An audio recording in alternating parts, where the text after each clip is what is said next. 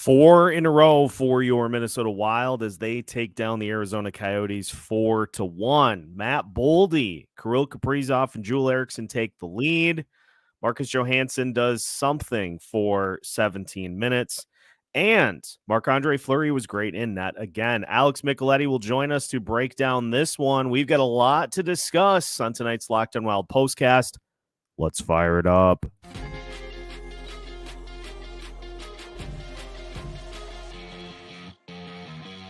You are Locked on Wild Postcast, part of Locked on Minnesota on the Locked on Podcast Network. Your team every day. What's happening, everybody? Welcome into tonight's Locked on Wild postcast as the Minnesota Wilds pick up a 3-1 win over the Arizona Coyotes. Seth Topal here, as mentioned. Alex Micheletti joining us tonight. Alex, let's just dive into this with some of our thoughts on what we saw here tonight. Great game for the big dogs again, as I'm just going to start calling them. Kaprizov was unbelievably good in this one. Matt Boldy was great. Joel Eriksson Ek was great. So let's talk about those guys first. That line combination has been sensational since they were paired together, and they really took the lead in this one again tonight.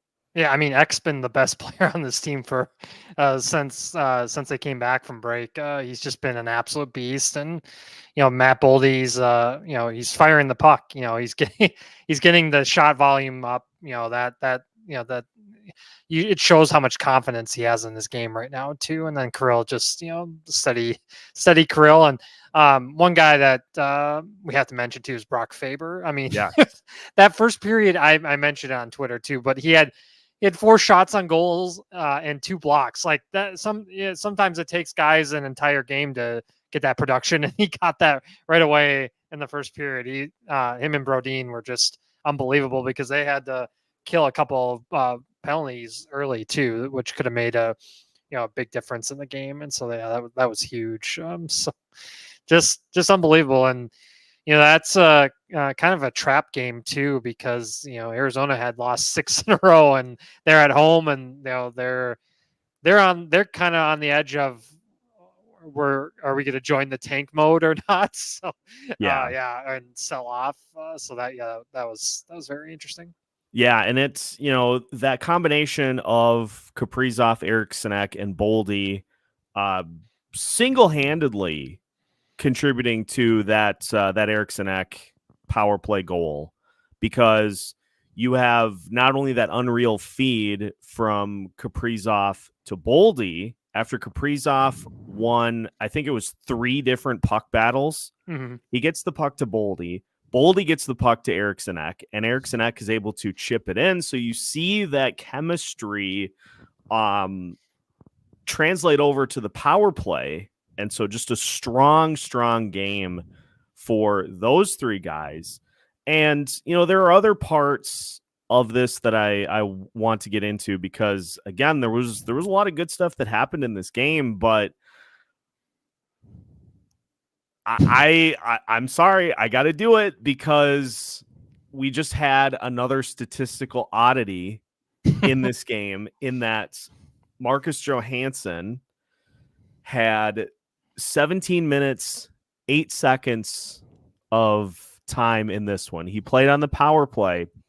He played on the penalty kill. 0 goals, 0 assists, was an even 0. 0 shots, 0 shots missed, 0 blocked shots, 0 penalties, 0 hits, 0 takeovers, 0 giveaways. In 17 minutes of time on the ice, he Tony Snelled it again. Which is crazy, which is harder to do in hockey, because at some point you would think the puck would just bounce off you for a block, to not or you manage to get a hit, but nothing. It's just it's insane. And he's he's got a no move deal, and he's here for another year. So he's not going anywhere unless they buy him out, but I don't think they would buy him out. I just don't know. Yeah. Like, you and I've talked about this before. We've discussed this. Mm-hmm. I think Matt Zuccarello and Marco Rossi have a nice thing going between the two of them. But just think about what that second line could do if you simply had somebody who just defaulted to firing the puck on net. Right. Think about what you could have as a component, because we've seen over the last couple of games that top line has the capabilities to dominate, because that's what they've done the last 2 games. If they can get that second line to even chip in here and there, then you've got the makings of an offense that can carry you through against difficult opponents. I'm just saying, just try somebody else in that grouping. I mean, you have, I'm going to say it. You could put Ryan Hartman in that spot, because what do we know about Ryan Hartman? Shoots the puck. Yes, at a high volume. Ryan Hartman in that spot. You could put Brandon Duhaime in that spot. You could put any number of other people in that spot. It's just, I'm sorry, it just drives me batty. Well, especially I mean, it's a top 6 role. I mean, you should be producing at when you're given that amount of minutes. I mean, that's almost an entire period of almost 20 minutes of not doing a single thing. It's like you're getting cardio at Lifetime Fitness. It's unbelievable. And for a guy that is touted as highly skilled, what are you doing out there? You're not using your God-given talent. I mean, what is going on there? I just unreal. I don't get it. I don't get it. And that's what's always killed this team, is not having a second line that can help when the top line is getting shut down. And it makes it easy for teams to do that too, when they know that, hey, there's not going to be much production out of anybody else. That makes it tough. Frustrating, but that's that. We've screamed into the ether about that for the entire season. Yeah. And so just getting that out into a healthy space, and that, because there was a lot of positives from tonight. Yeah. I mean, that Jojo was brutal, but there was a lot of standout performances tonight. Fleury was just a rock star too. Fleury was great again. The last few games that he has been in, he has been really, really good. And let's give some love to the top 4 defensemen. Here tonight, the minute disparities were rather large for the top 4 and the bottom 6. You had Brock Faber lead the way again. 2909. He had 5. So if Brock Faber just had one of those like in his bag games tonight again, which is why you play daily fantasy, that's a guy that you just pencil in, because he's the opposite of Jojo. He fills the stat sheet. Brock Faber had 5 shots tonight. He had 6 blocks and 2 hits in 29 minutes of ice time. Jonas Brodin had his goal in 27 minutes, 48 seconds. And by the way, massive goal for the Wild. We'll talk about the challenge momentum swing here in a little bit that the Wild were able to create, because they did get the separator goal. But Brodin had a goal. He had 3 shots. He had 4 blocks and a hit in 27 minutes. Zach Bogosian had 2 shots, 2 blocks in 22 minutes. I thought Bogosian was great here tonight. Mm-hmm. Yeah. Middleton had 3 shots, 3 hits, and a block in 19 minutes. So those top 4 guys I thought were great in this game tonight. But we're getting to, and maybe this is just me being nitpicky, but we had 6 minutes for Dakota Mermis, and we had 6.5 minutes for John Merrill. And again, I just scream out into the ether. And again, this is probably just me being nitpicky, but it's like you couldn't give those minutes to Declan Chisholm. Yeah, Like I mean, he would he would definitely do a better job. And he wouldn't make a mistake. I don't think in that amount of time. And give him a chance to be on the power play. I mean, you claimed him for a reason. Then there was clearly other teams that were, in the running for him if the Wild didn't claim him. So, I mean, there's definitely some interest around the league. So give him a chance. That's all we're saying. But again, that's kind of the those are the nitpick things from a game like this tonight. And I saw Denny in here already comment that this was one of those we talked about it. We talked about it before this game even started. This was a show me game, because we've seen this happen at times all season this year where the Wild win 3 or 4 different games in a row. And then they go up against one of those other Western Conference teams in the postseason picture and they lose to them. Right. And even though Arizona has gone into free fall, still a very tough team. They're a very young, skilled team. They're fast. This one was played at Mullet Arena tonight, despite all of the tweets and visuals that I saw where it looked like it was basically a home game for the Wild. How about Logan Cooley's goal too? That was unbelievable on Faber. Yeah.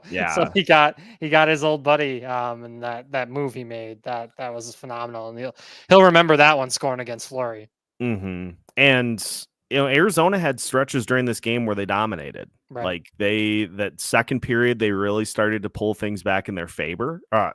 Faber. I heard this. Joel O'Donnell was on my way home, and in between periods, and he mentioned that their fourth line has 3 top 10 picks on it, and Cooley, Gunther, and Barrett Hayton. So that's insane to have a fourth line of all first round top 10 picks.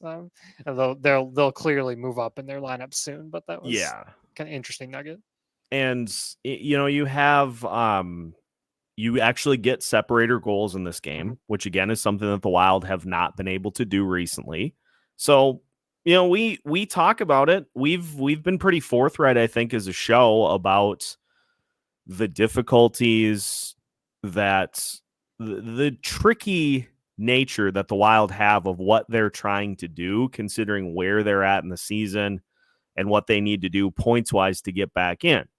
But okay, they've won 4 in a row now. They've won 7 out of 9. And you've got a stretch of games coming up. If you beat those teams, you're putting yourself in position to do this. But you gotta close on it. Like, the urgency's got to be there. And so, as critical as I've been of this team over the course of the season, the urgency has been there over these last few games. This looks like a team that knows that they've got to go on a big run. And they are showing that they at least sense the moment of what they need to do. So credit where credit is due, that this team has over the last handful of games, they have shown the ability to do it. Well, and this and Gary Bettman's NHL now, the emphasis on 3-point games is it's happening a lot more, and teams are just willing to get games to overtime because they know they get a loser point either way. If they don't, if overtime goes horrendous, they at least know they're getting a point. So you're seeing that happen a lot, especially on the back end of back-to-backs. Teams are gassed and they're just let's get our point and get home. Or it's crazy. And I mean, basically there's only one spot realistically up for grabs in the Western Conference. So it's going to come down to a couple teams, and a couple teams are looking like they are going to be sellers, and Arizona's kind of fallen off the face of the earth. St. Louis is a weird team to figure out because you look at the other day, you'd think they would beat Toronto, with Toronto missing a bunch of guys, and then Toronto just dominates St. Louis. So, that I don't know what's going on with them, if they're fully on board of making the playoffs, or if they're still in their kind of rebuild mode. And then Seattle.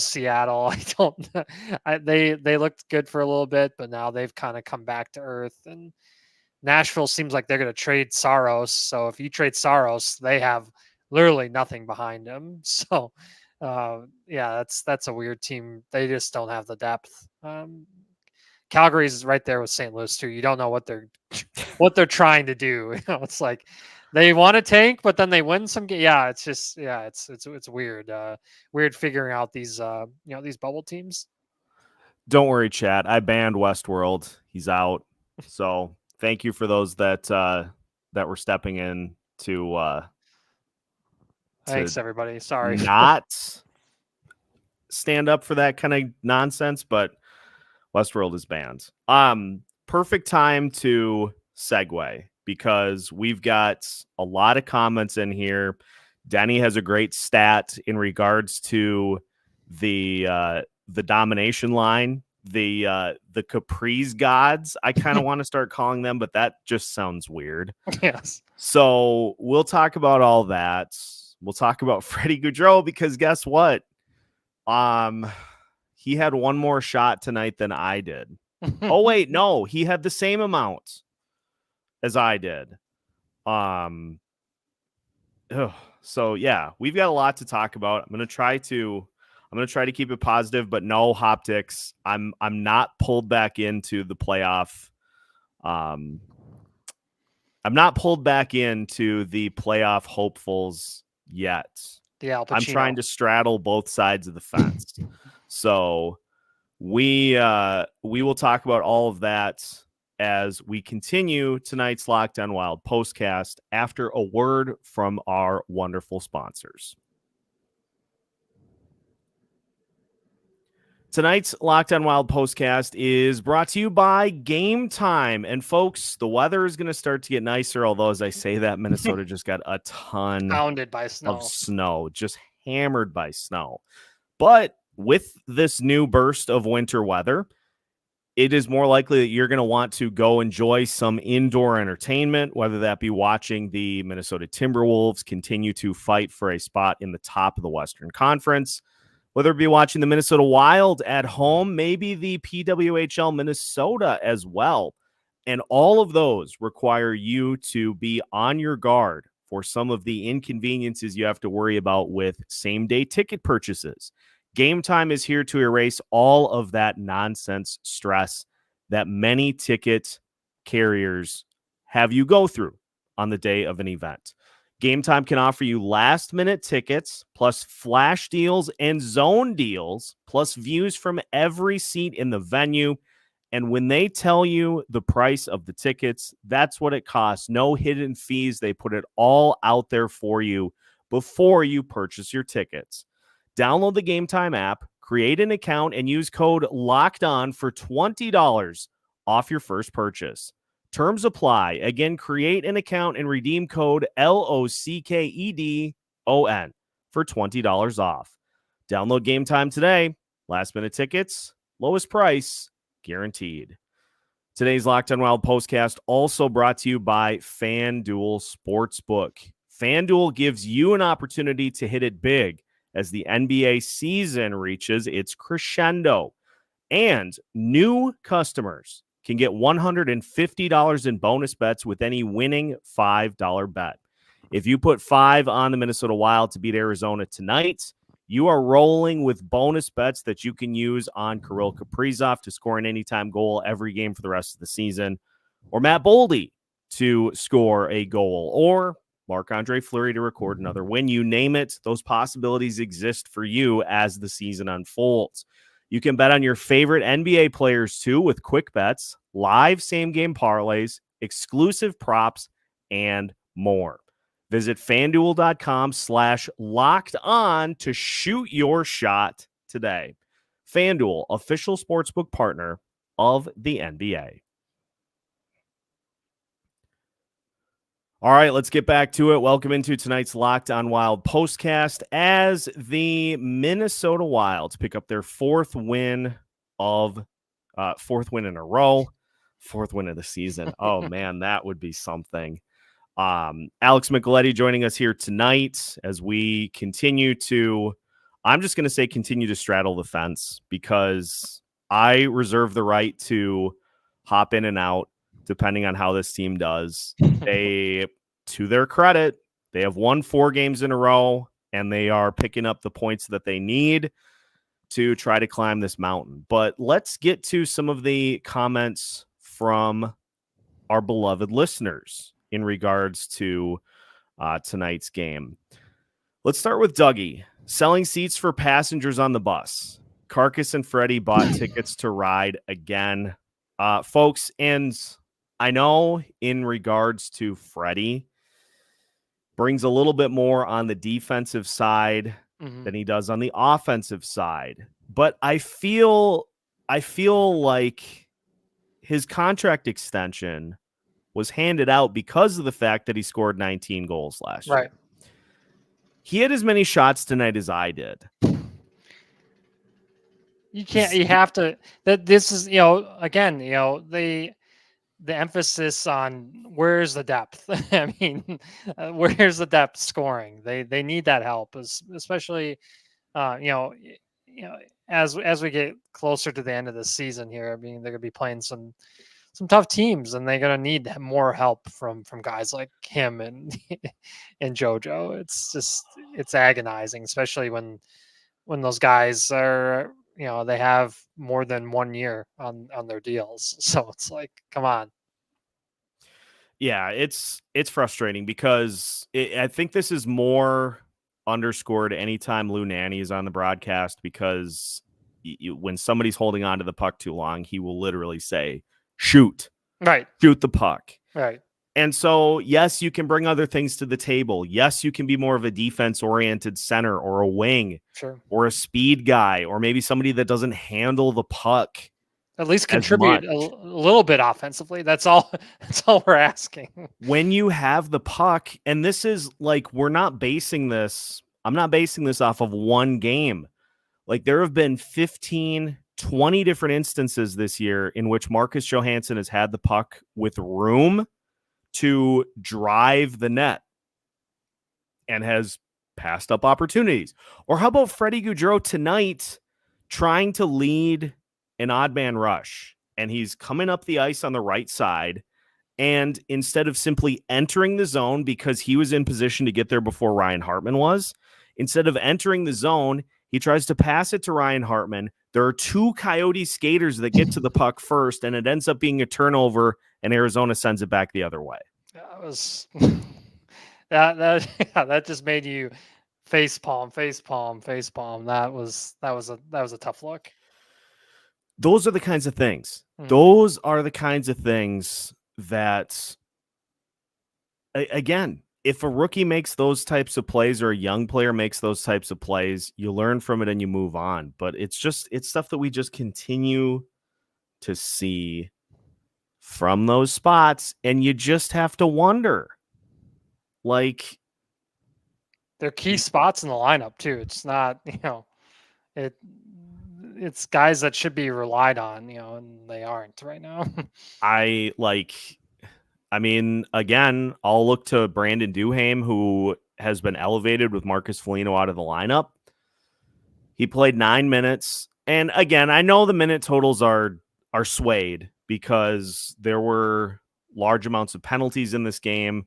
You have some guys that are, sitting at 6-7 minutes of power play time, or 2 double or 3 minutes. Yeah. But like, Brandon Duhaime played, so we'll just go to even strength minutes. He played 7 even strength minutes, had 6 hits.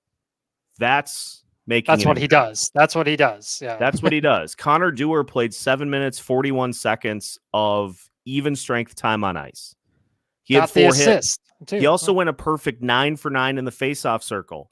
That's making an impact. Like these, just these little things that can be done to impact the game. If you're not scoring, do something to at least contribute some way. That's all I'm saying. Right. That's all I'm saying.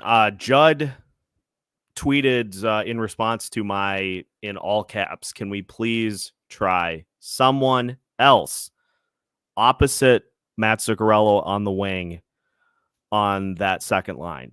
He said he would not be surprised if Marcus Foligno gets an opportunity when he is ready to come back. And look, Foligno's not an offense-oriented player either. No. But if you're going to have Foligno in that spot, you know he's going to be the one. He will hit. He's going to be the one who wins the puck battles. And so then he is contributing in that sense to what that line is trying to do. So that may not be a perfect fit. That might be an imperfect solution temporarily to that position. But at least then you know that that's going to be what Foligno's contribution is to that. He'll make an impact. He's not a guy that goes quiet out there. That's, I can't do it anymore with that. Dumba pounds glass. This was interesting because Matt Dumba got called for 2 penalties tonight, and he could not have been more angry at both of them.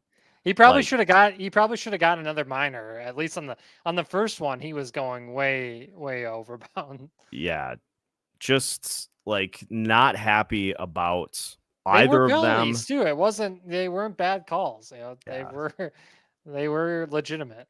And it's funny too because the broadcast was saying, I don't think Dumba got Kaprizov up high on the second one, and then they go to the replay and he maybe didn't like directly contact him, but you put your stick up here, they're going to call that. It's going to get called. It's going to get called. So like, that's on a star player. You know, that's coming. Yeah, let's dial it back.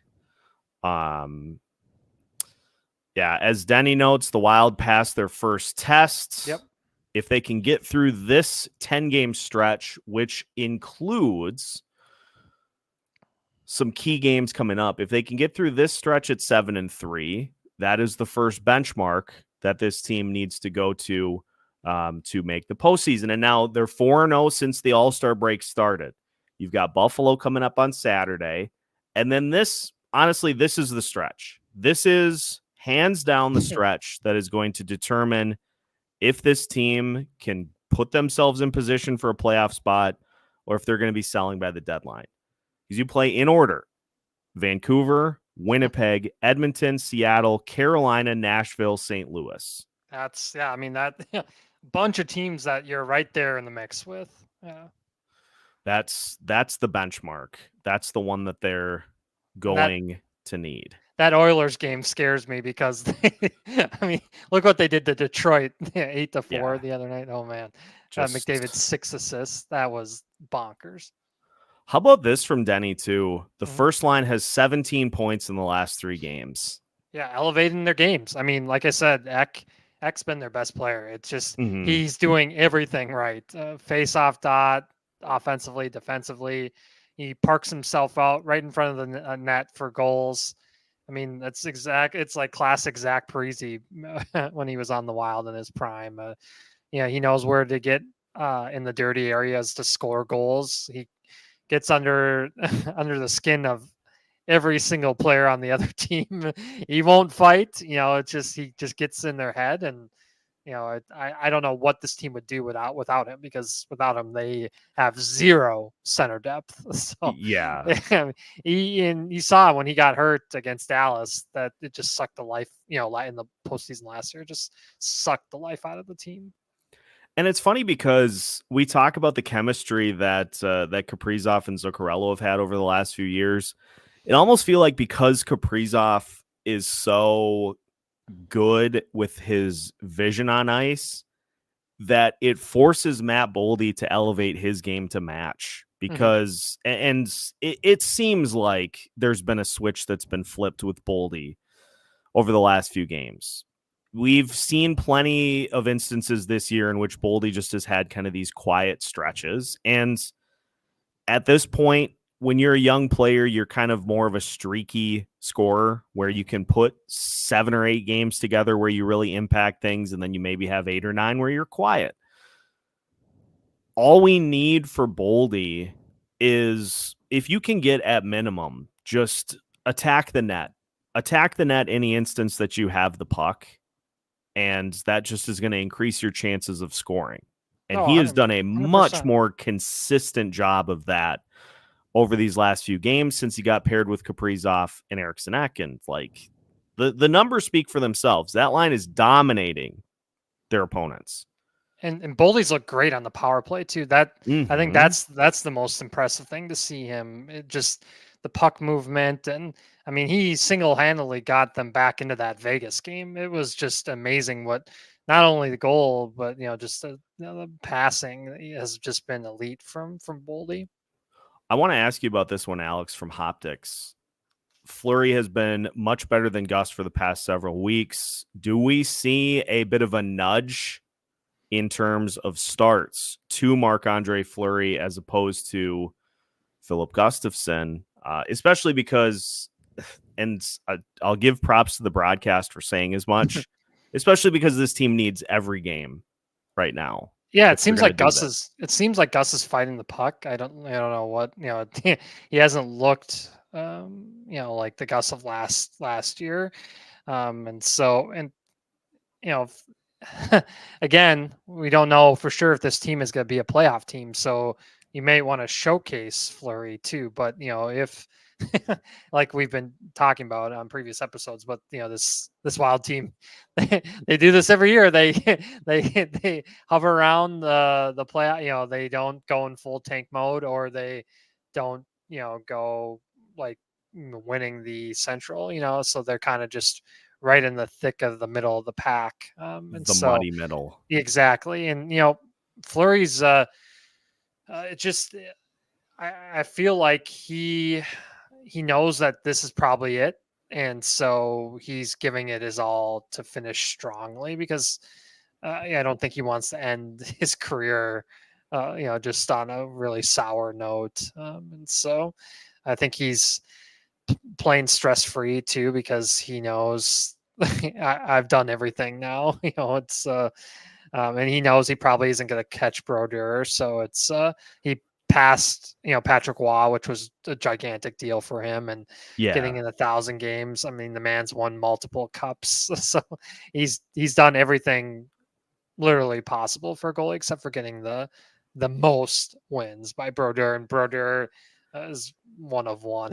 You're gonna need about 15 years to pass Marty Brodeur. So yeah, it is trending towards feeling like this is it for Fleury. Yeah. Not to say that he doesn't still have it, because obviously we've seen it. Everything he's saying, it just seems like it too. He's not officially saying it, but you can just read in between the lines. In his last 4 starts, and granted, one of those was the game against Florida in which he took that hit early and was not able to finish the game. In his last 4 starts, he has allowed 2 goals or fewer every single time, which includes shutting out the Islanders. He allowed just 1 goal in 30 minutes against the Panthers.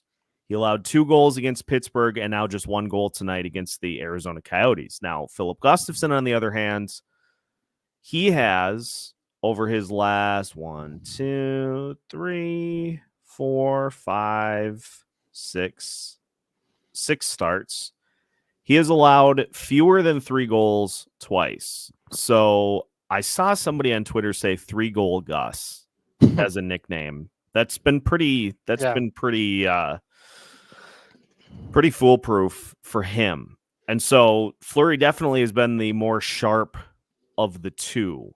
So honestly, this team's going to ride the hot hands. I know 100%. It's been pretty split here recently, but it won't surprise me, especially during this stretch, especially during these 7 coming up against like legitimate Western Conference hopefuls or playoff teams.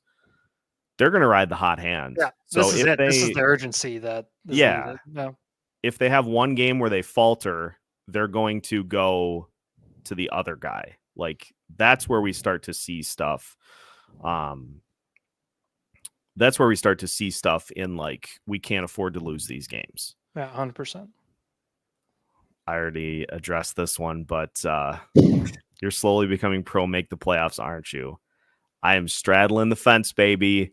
I am still firmly in team greater good, but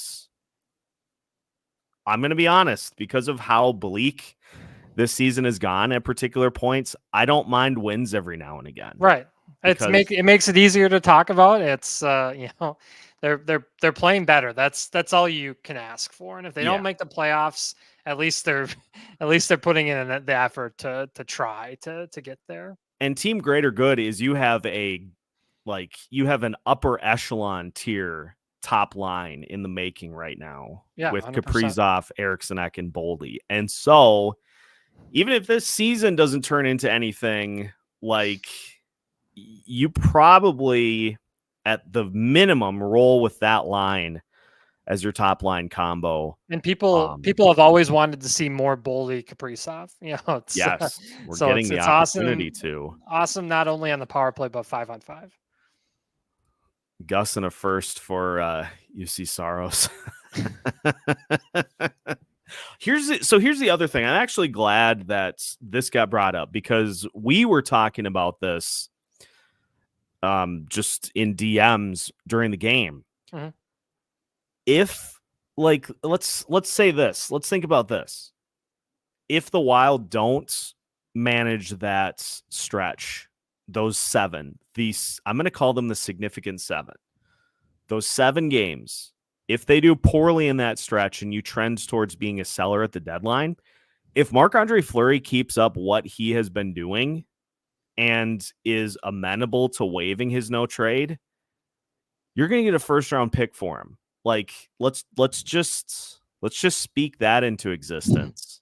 You're going to get a first round pick for Marc-Andre Fleury. Now it's going to be in the 20s, because it'll be from a playoff team like Colorado or Edmonton, right, or New Jersey, or maybe Carolina. I know those have been the most hotly rumored at this point, but Toronto needs a goalie bad too. And when the Wild got Fleury from Chicago before, conditional second, that could turn into a first depending on playoff wins.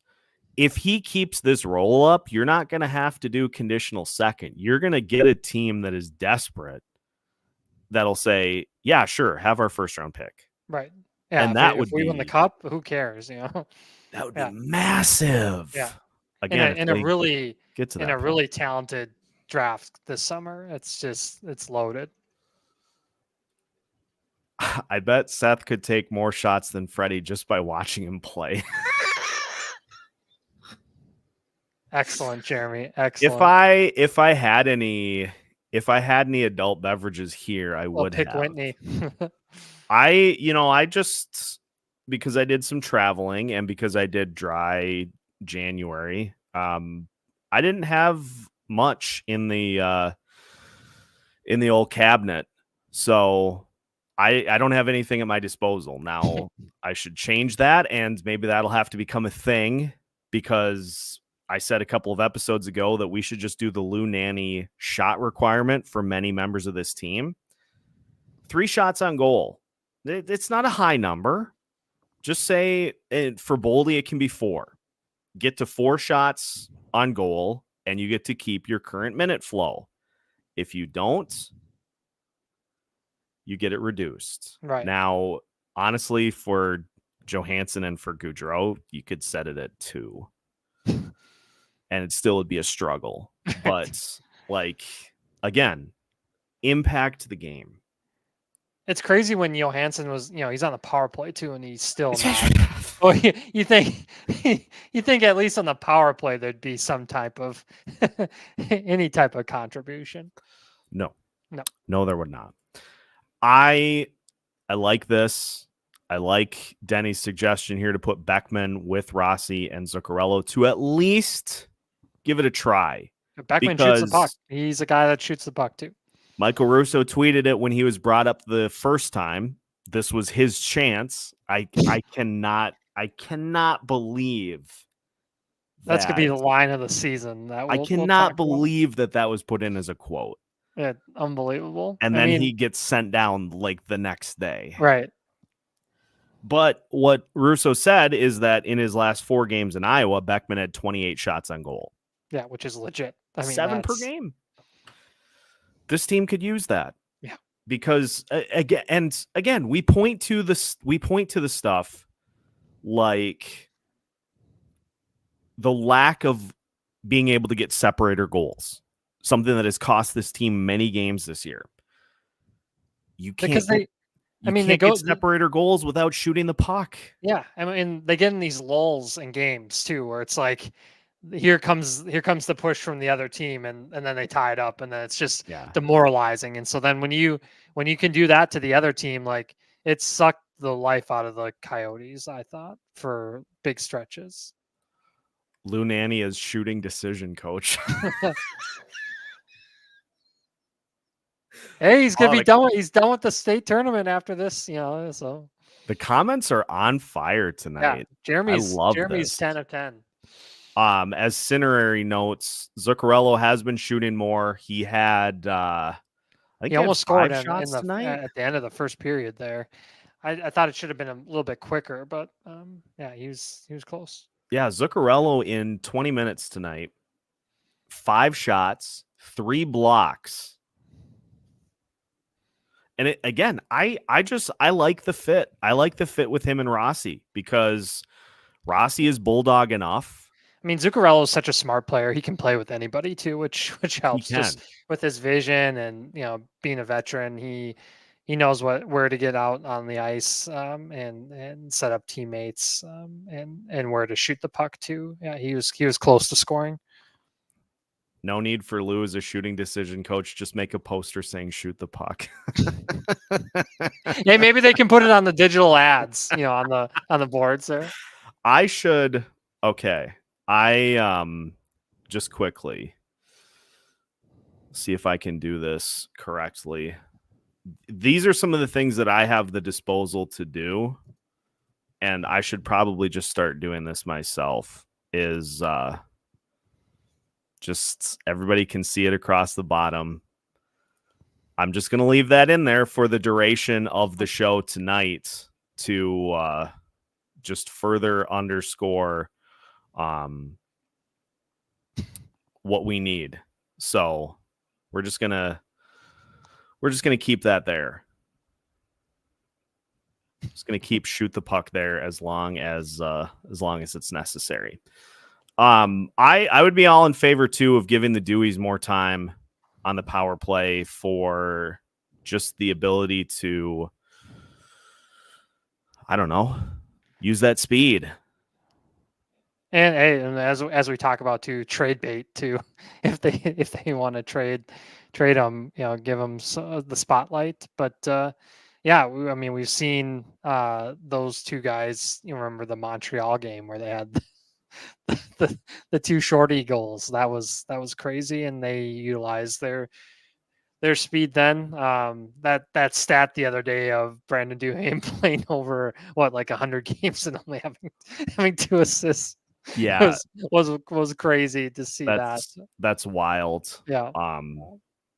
Yeah, not great. Boldy needing to play with stars to be engaged. That sounds awfully familiar for Kevin Fiala too. They're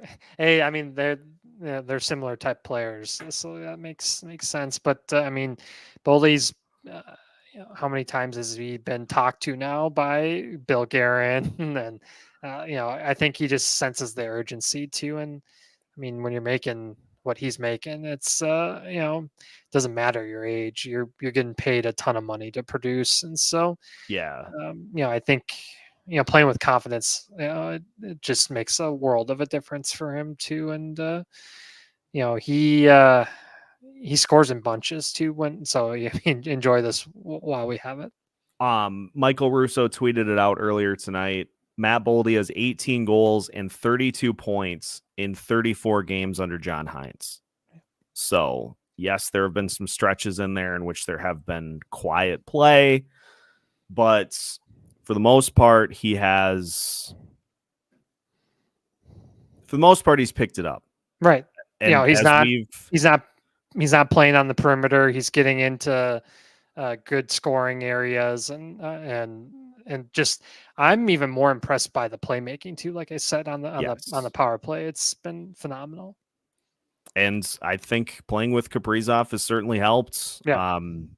That dude just... I mean, Kaprizov's a top 10 player in the league. And so, I mean, when you're playing with a guy like that, it's, you take a look at the Kings too. If you're playing with an Anze Kopitar, you're going to, look at, everybody said it's like Rossi. Everybody said Quinn Byfield was a bust, and look at the season he's had. Just when you're playing with confidence, and playing with a guy that can elevate your game, it's huge. Let's give Jake. Let's take this opportunity, Jake's question, to spotlight Brock Faber a little bit. There's never a bad time to talk about Brock Faber, and it's interesting because you just look, and I talked about this in the pregame show today too. You just look at all of the different ways that Faber impacts what this team does. For Connor Bedard, at this point, he is a goal scorer. That's it. He doesn't bring you a ton defensively. He hasn't had a huge impact on special teams as of yet. He has mostly been an even strength scorer. Mm-hmm. Brock Faber is power play quarterback, top defenseman on the penalty kill, top defenseman in general. Almost 30 minutes a night. It's insane. It speaks for 21. Itself. And if he keeps this pace up, because now he's on pace for 50 points this season. It's crazy. If he keeps that up, he's going to shatter the rookie points mark. He's going to shatter that not only for players, but for defensemen for the Minnesota Wild. And he's going to put himself into the conversation for one of the best rookie defenseman seasons of all time. Yeah, it's insane. And, when he was at the U, I mean, they were stocked with NHL defensemen, and they didn't really need him to play on the power play. They had Jackson Lacombe and Mikey Kester and Ryan Johnson. So, I mean, they didn't really need him to be on the power play. And so to see what he's doing as a rookie, it's insane. And, for stretches there, they didn't even have Brodin. And so he was the de facto number 1 and 2, basically all by himself. It's just wild. And, this couldn't have come at a better time too, because Bedard's going to be coming back soon from from the broken jaw. So, it's huge, and it's nice to see it's nice to see Faber, get some national, pub from not only just locally, but, you have Bucharest talking about him. And so, yeah, it's huge. Denny's right here. Gustafsson, I know he did give up the 3 against Vegas, but he was nails at the end of that game. And he's had stretches. Yeah, I mean, they were trying to win it desperately for Pietrangelo, that was his 1,000th game in the NHL, and Marchessault was he got him. Yeah, Gus got Marchessault pretty good at the end there. So yeah, I mean, yeah. Personally, I've always thought Faber has been just as good as Bedard, but I always got crap for saying it. That's because Chicago Blackhawks fans are weird. Yeah, I mean, they don't have much other than him, so literally they're stocking an AHL team. I was going back and forth with somebody. I was like, they need 5 more NHL defensemen. And Seth Jones is, you can have your debates about Seth Jones. He has that gigantic contract, but I don't think he really cares. So yes, Jeremy, you're on fire tonight, man. Yeah, Locked on Wild shoot the puck shirts. That or get it in Russian too. I mean, it's when we get the Russian comments in the section, like I always, when I get the translation, I was like, it's seeing what Russian looks like. It's wild. We can do a lot of different things. Like we've got this. I can do other banners.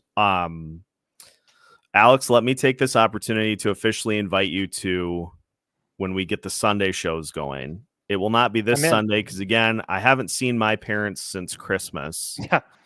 And since the Wild play on Saturday and Monday, I'm going to cut my commute down a little bit and go back and forth. But we'll get the Sunday shows going next week, and we'll have some fun with them.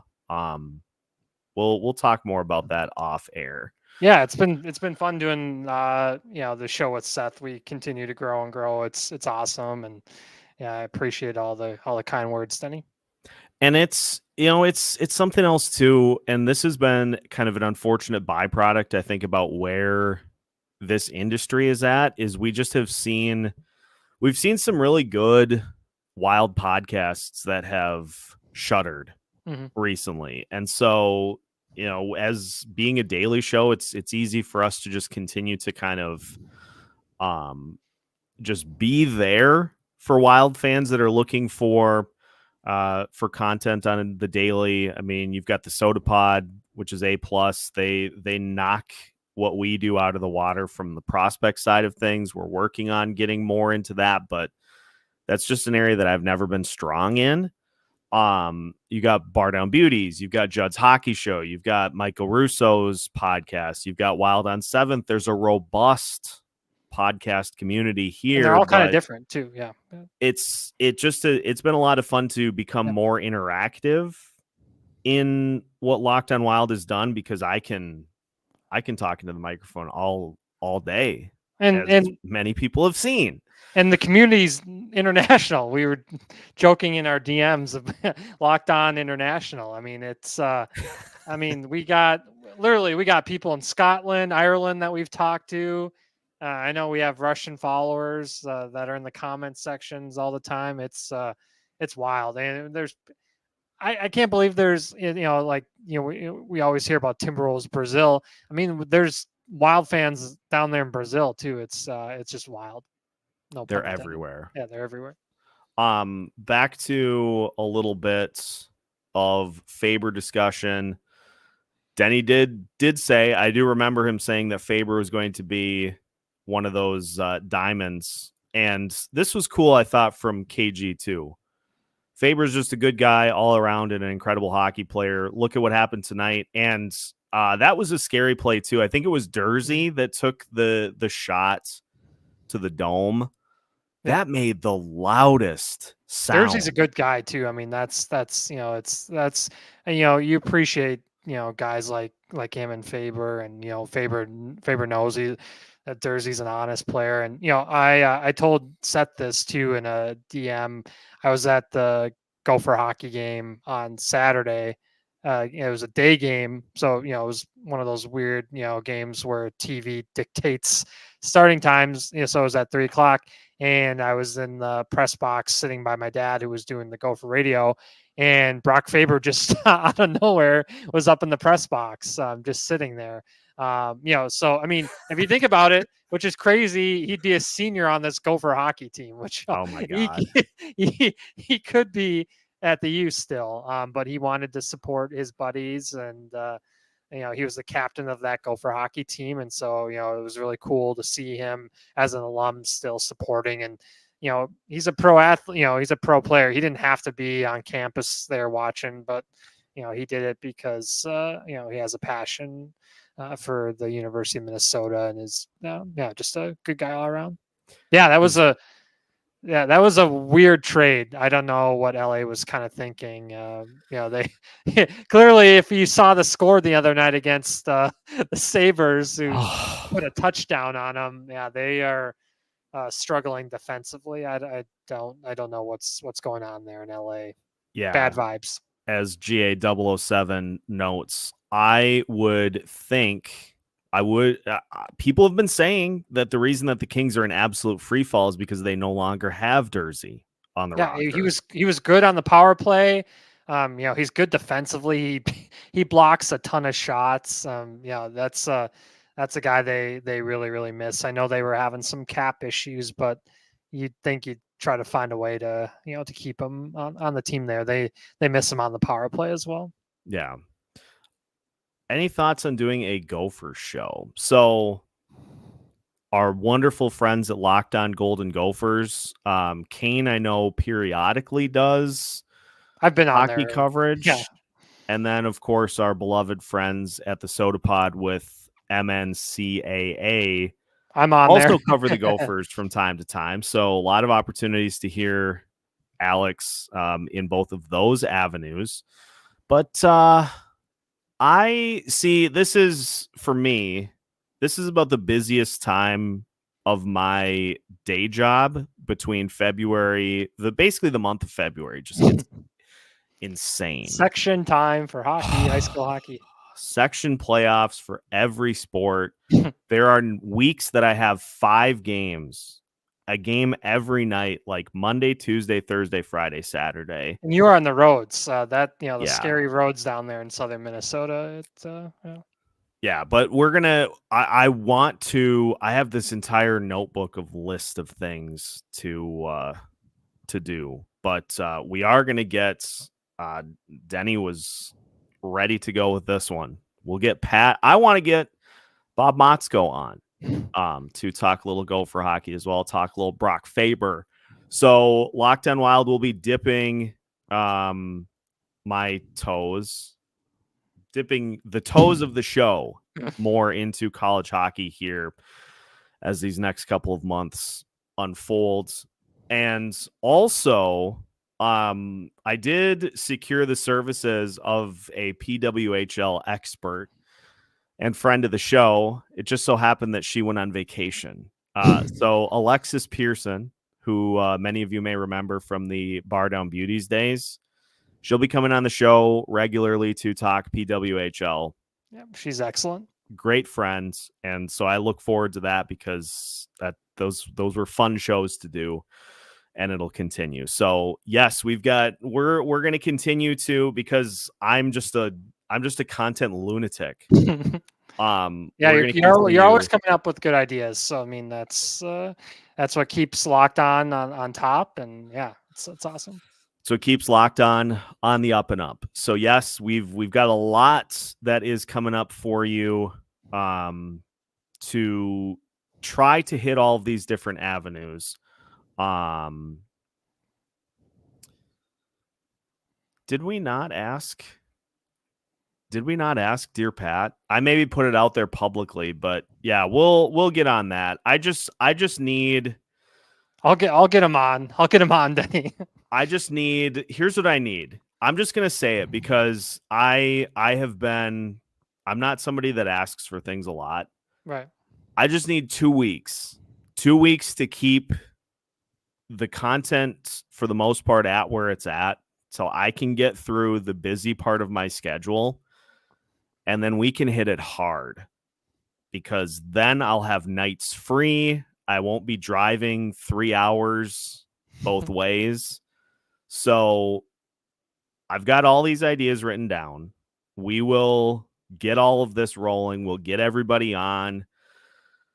So these are all the things that we have to look forward to on the horizon as this show continues. Also, I'm going to be at the draft in Vegas, so that's something to look forward to in the way far off. So yeah, we're just no Seth will not be climbing the sphere like that guy did at the Super Bowl. I don't know if anybody else saw that. That was absolutely wild. I can't believe that happened. We don't scale large buildings because I have a deathly fear of heights. So not going to be trying to scale the sphere in Vegas. But the point, as I get to my Bane voice from The Dark Knight Rises, is that we have all these wonderful ideas for content, and we give it all to you, the people. And we're just going to continue adding. We're going to continue to perfect, continue to craft, continue to hone. If you have ideas for things that you'd like to see from Locked On Wilds, be like Denny and leave them in comments on our various episodes. Shoot an email to lockedonwild@gmail.com, because if it's something that you want to see covered in an episode, I want to cover it.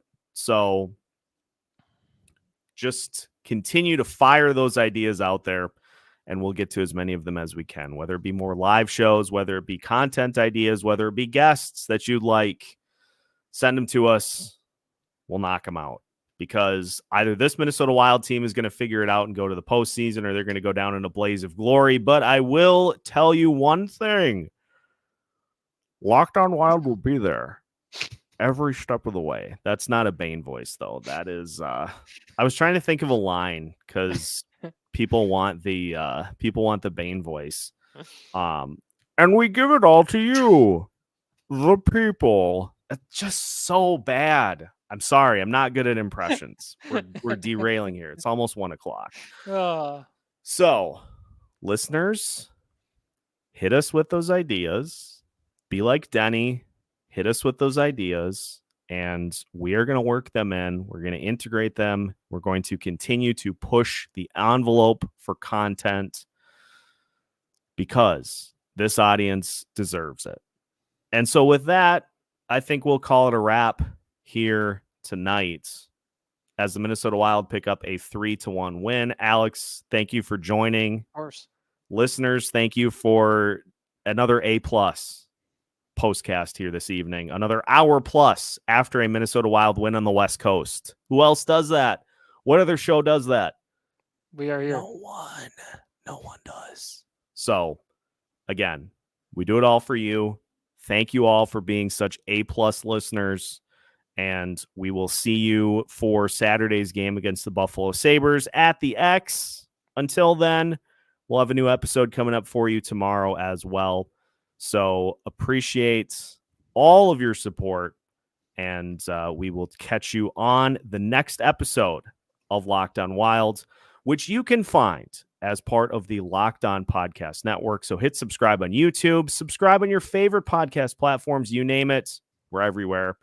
And we'll catch you on the flip side with another episode of Locked On Wild coming up in a bit.